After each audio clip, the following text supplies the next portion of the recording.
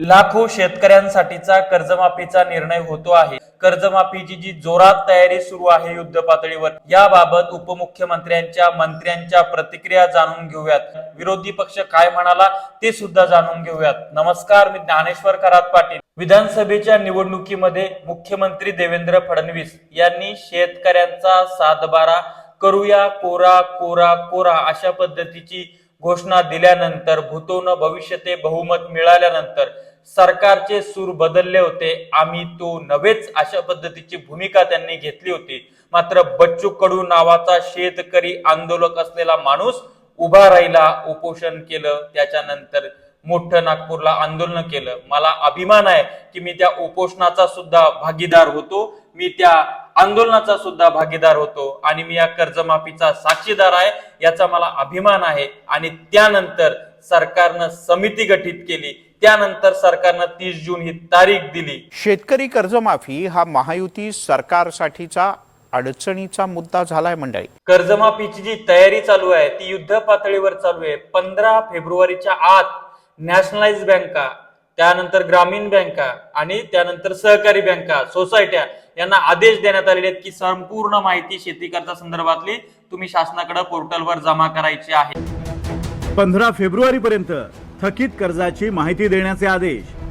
मुख्यमंत्री देवेंद्र फडणवीस यांनी सांगितल्याप्रमाणे एप्रिलच्या पहिल्या आठवड्यात समितीला अहवाल द्यायचा आहे। एप्रिल महिन्याच्या पहिल्या आठवड्यात या कमिटीने आपलं कामकाज पूर्ण करावं आणि आम्हाला कर्जमाफी कशी करायची, त्याचे काय निकष ठरवायचे या संदर्भातला एक अहवाल द्यावा।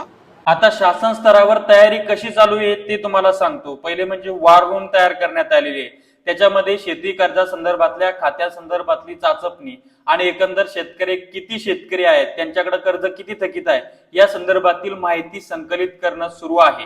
त्यानंतर प्रतिक्रिया दिलेली आहे मंत्री उदय सामंत। घोषणेसंदर्भात अगोदरच निर्णय झालेला आहे, ती कधी करायची हे देखील शासनाने ठरवलेलं आहे आणि त्याचा डेटा कलेक्ट झाला पाहिजे, यासाठी ही कार्यवाही सुरू आहे। 55,000 कोटी पर्यंतचं शेती कर्ज आहे, त्यापैकी शेतकऱ्यांकडे पीक कर्ज किती आहे याची स्पष्टता यावी, यासाठी राज्य सरकारनं युद्ध पातळीवर 15 फेब्रुवारीच्या आत बँकांकडून माहिती मागवलेली आहे। आणि या संदर्भात उपमुख्यमंत्री एकनाथ शिंदे काय म्हणाले बघा।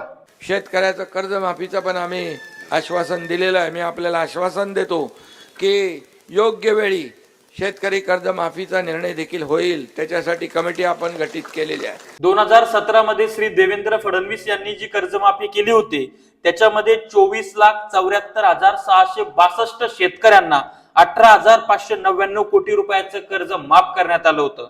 2019 मध्ये श्री उद्धव ठाकरे यांनी जी मुख्यमंत्री असताना कर्जमाफी केली त्यावेळेस 30,84,936 शेतकऱ्यांना 20,304 कोटी रुपयांची कर्जमाफी करण्यात आली होती।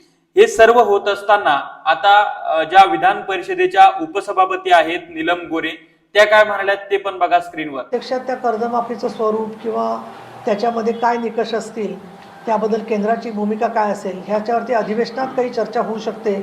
येणाऱ्या अर्थसंकल्पामध्ये काय घोषणा होत आहेत, 6 मार्चला अर्थसंकल्प आहे, त्यावेळेला आपल्याला ते स्पष्ट होईल असं मला वाटतं। जी गोष्ट सरकार करणारच नव्हते ती गोष्ट आंदोलनाच्या माध्यमातून सरकारकडनं तारीख घेऊन त्या संदर्भातली संपूर्ण तयारी सुरू झालेली आहे, याचा आनंद वाटतो। परंतु दुःख हेही वाटतं आहे की आमची शेतकऱ्यांची सध्याची परिस्थिती अशी आहे की सरकारनं जे दिलं तेच घ्यावं लागणार आहे, कारण की आमच्याकडे विरोधी पक्ष जिवंत नाही, आमच्याकडे शेतकरी चळवळी जिवंत नाही, आमच्याकडे शेतकरी नेते मोजकेच आहेत, त्यांच्या मागे सुद्धा शेतकरी जायला तयार नाही।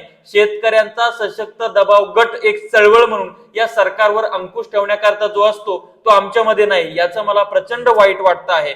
माझं मन यासाठी आतून तुटतं आहे। एक अराजकीय का होईना परंतु शेतकऱ्यांच्या हक्कासाठी तुम्ही असो आम्ही असो कुणीही सत्तेत असो, मात्र त्या सत्तेवर अंकुश ठेवण्यासाठी, शेतकऱ्यांच्या पदरामध्ये त्याचे हक्क पाडण्यासाठी हे असणं गरजेचं आहे। मात्र याच्यामध्ये आपल्याला जर आपल्या मनासारखं नाही केलं गेलं तर आंदोलनाचं हत्यार उगारावं लागणार आहे। त्यासाठी सुद्धा तुमची मानसिक तयारी ठेवा। अंबादास दानवे जे माजी विरोधी पक्षनेते आहेत विधान परिषदेचे, ते काय म्हणाले ते बघा। राज्याची आर्थिक स्थिती आत्ताची जर बघितली तर कर्जमाफी करणं राज्याकडून अतिशय अवघड स्थिती दिसते, पण ती झाली पाहिजे। कशी जरी राज्याची आर्थिक स्थिती असली तरी कर्ज काढून दुसरीकडून शेतकऱ्यांची कर्जमाफी झाली पाहिजे.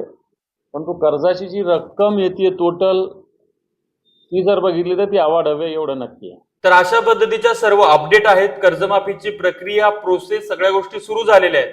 एक तर 6 मार्च मध्ये मुख्यमंत्री घोषणा करतील किंवा एप्रिलच्या पहिल्या आठवड्यामध्ये प्रेस कॉन्फरन्स घेऊन त्याबद्दल बोलतील. कर्जमाफीची प्रत्येक अपडेट आणि वेळेप्रसंगी आंदोलन उभं करावं लागू शकतं. कर्जमाफीचा विषय आपण पहिल्यापासून लावून धरलेला आहे. मला असं वाटतं की आपल्या चॅनलवर कर्जमाफीचे सर्वाधिक शेतकरी आहेत, तर आपल्याला आंदोलनामध्ये तुमच्या सगळ्यांचा फायदा होणार आहे. तर त्या आंदोलनासंदर्भातली अपडेट, कर्जमाफी संदर्भातली प्रत्येक अपडेट मी तुम्हाला सोप्या भाषेत तुमच्यापर्यंत पोहोचवतोय. आणि आपल्याला हे चळवळ परत एक अराजकीय माध्यमातून उभी करायची आहे, मोठी करायची आहे. शेतकऱ्यांचे हक्क आपल्याला वाचायचे आहेत आणि त्याला परत न्याय द्यायचा आहे. त्याकरता हे चॅनल सबस्क्राईब करणं गरजेचं आहे. साईडला असलेलं बेल आयकॉन दाबा. प्रामाणिक प्रयत्न आहे. माझा आजा शेतकरी होता, माझा बाप शेतकरी, मी सुद्धा एक अल्पभूधारक शेतकऱ्याचा मुलगा आहे. कृषीचं शिक्षण झालेलं आहे माझं, मी स्वतः शेती करतो आणि मी या सगळ्या चळवळीमध्ये, आंदोलनामध्ये सक्रिय असतो. त्यामुळे तुम्हाला विनंती करतोय की मला बळ द्या. हे चॅनल जास्तीत जास्त शेतकऱ्यांपर्यंत पोहोचवा. सबस्क्राईब करा, फॉलो करा, इतर शेतकऱ्यांना पाठवा. धन्यवाद.